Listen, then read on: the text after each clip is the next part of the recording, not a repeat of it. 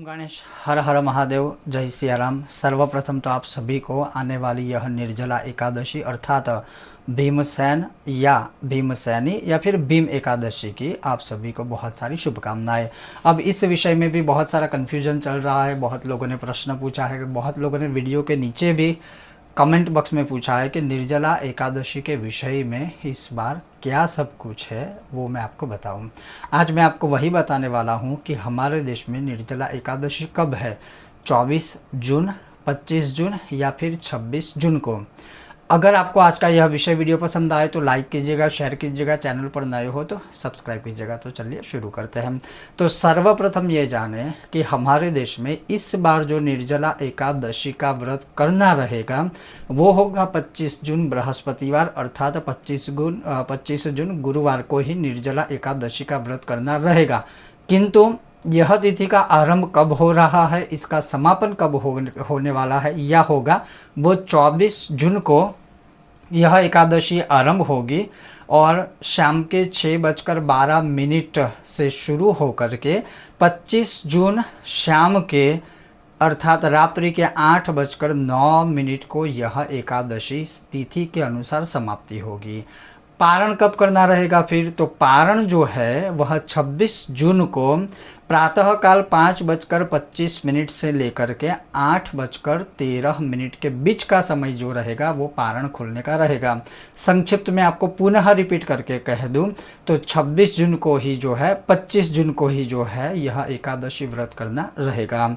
अब इस विषय में जो सबसे ज़्यादा महत्व है वो है क्या, तो जैसे हम कथाओं के माध्यम से सब जानते ही है कि यह एकादशी बहुत ही बड़ी एकादशी है और इसको बोला जाता है निर्जला एकादशी। अब निर्जला शब्द में ही जल का त्याग करने का जो है अर्थ आ जाता है कथाओं के अनुसार, हमारे शास्त्रों के अनुसार। तो इस दिन जो है यह एकादशी में जल रहित एकादशी करनी चाहिए। बहुत लोग इसमें ये भी सोचते हैं, समझते हैं, या बहुत लोगों ने ये प्रश्न पूछा था कि क्या हम सूर्यास्त के पश्चात क्या हम जल पी सकते हैं, लेकिन हमारा जो यह तिथि के अनुसार जो हमारा शास्त्र है या यह व्रत तिथि आदि है वह सूर्य उदय से लेकर सूर्य उदय तक रहेगा। तो ऐसा नहीं है कि रात्रि काल में या शाम में जब सूर्यास्त हो जाए उसके बाद आप फिर यह पी सकते हैं जल। अब इस विषय में जो कथा है वो मैं बहुत ही संक्षिप्त में आपको श्रवण करवा दूं। एक तो इस एकादशी को सिर्फ निर्जला एकादशी नहीं कहा जाता, इसे पांडव एकादशी भी कहते हैं, इसे भीमसेनी एकादशी भी कहते हैं, इसको भीम एकादशी भी कहा जाता है। और ये जो वर्ष की 24 एकादशी के व्रत होते हैं इसमें सबसे ज़्यादा कठिन इसको माना गया है। क्यों? क्योंकि इसमें जल रहित एकादशी करना है, इसीलिए इसको निर्जला एकादशी कहा जाता है।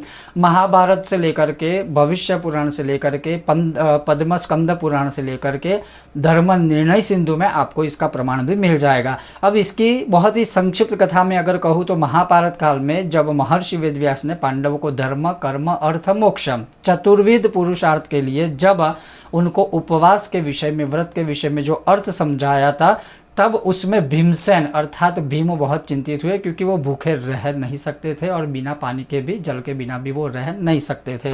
भीम ने व्यास जी से कहा कि हे पितामह भ्राता युधिष्ठिर, माता कुंती, अर्जुन, नकुल, सहदेव और द्रौपदी सभी एकादशी का पूरी श्रद्धा से व्रत रखते हैं और मुझे भी अन्न न खाने को कहते हैं, लेकिन मेरे पेट में जो वृक नामक अग्नि रहता है वो चाहकर भी जो है वह जठर अग्नि में जो भूख लगती है वो अग्नि की यहाँ बात है, वह अतृप्त नहीं रह सकता, उसको तृप्त करना ही पड़ेगा।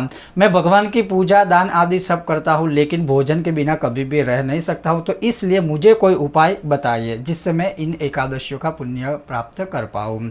व्यास जी भीम की विवशता को समझते थे। उन्होंने कहा कि हे भीम, यदि तुम नरक में जाना चाहते हो, यदि तुम नरक से बचना चाहते हो और स्वर्गलोक की प्राप्ति की कामना रखते हो तो तुम्हें ज्येष्ठ मास के शुक्ला पक्ष की अमावस्याम, तो यह जो शुक्ला पक्ष की एकादशी है जिसको हम निर्जला एकादशी कहते हैं वह करनी चाहिए। इसमें सूर्योदय से लेकर के अगले दिन द्वादशी के सूर्य उदय तक अन्न और जल पानी दोनों का त्याग करना रहेगा।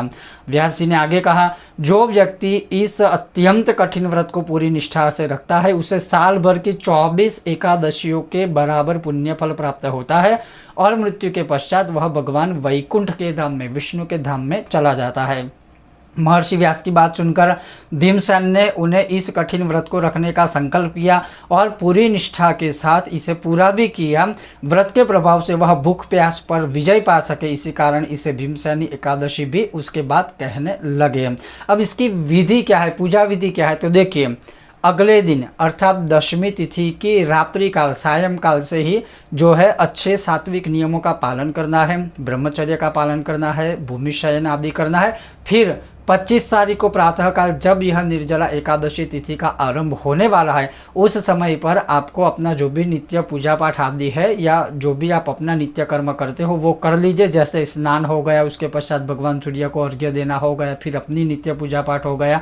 उसके पश्चात आपको हाथ में जल लेकर के संकल्प लेना है। संकल्प कैसे और क्या लेना है, तो संकल्प आपको ये लेना है कि हे भगवान श्री हरि, मैं अपनी स्थिति के अनुसार देश काल के अनुसार यह निर्जला एकादशी का व्रत करूंगा या फिर करूंगी। आपकी जो कामना है वो आप इसमें समावेश कर सकते हो। फिर हाथ में जल है वो किसी पवित्र फिर हाथ में जो जल था या है वो किसी पवित्र पात्र में छोड़ दीजिए, बाद में किसी पवित्र जगह पर आप विसर्जित कर सकते हो। ये हो गया संकल्प। अब संकल्प तो हो गया, लेकिन उसके बाद फिर करना क्या है, तो बहुत लोग कलश की भी एक दिन के लिए स्थापना करते हो, लेकिन मैं कहूँगा कि अगर वो ना कर पाए तो भी कोई चिंता नहीं है। अब आपके पास अगर भगवान विष्णु की प्रतिमा है अर्थात मूर्ति है, या शालग्राम भगवान आदि है, या फिर भगवान विष्णु के किसी भी स्वरूप की आपके पास मूर्ति प्रतिमा आदि है, तो आपको उन्हें पंचामृत से अभिषेक करवाना है। जैसे दूध से हो गया, दही से हो गया, शहद से हो गया, गौ माता के घी से हो गया, शक्कर वाले जल से हो गया, गुड़ वाले पानी से हो गया,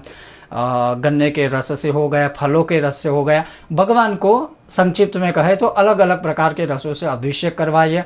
अभिषेक करवा लेने के बाद भगवान को शुद्ध जल से आप स्नान करवा दीजिए। उसके पश्चात भगवान को पीला चंदन है, सफ़ेद चंदन है या कुमकुम है आदि अनेक प्रकार से जो गंध सुगंध कहते हैं उनसे टीका आदि लगाइए, भगवान का श्रृंगार आदि कीजिए।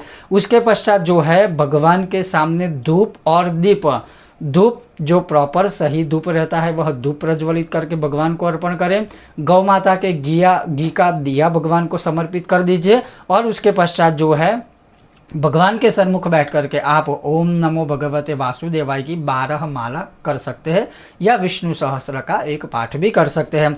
अब ये हो गया आपका उस एकादशी का व्रत का नियम। अब उसमें क्या खाए या फिर क्या नहीं खा सकते हैं, तो इसमें ऑलरेडी आ गया है। वैसे तो अन्न और जल दोनों का त्याग करना है, एक सूर्य उदय से दूसरे सूर्य उदय तक। किंतु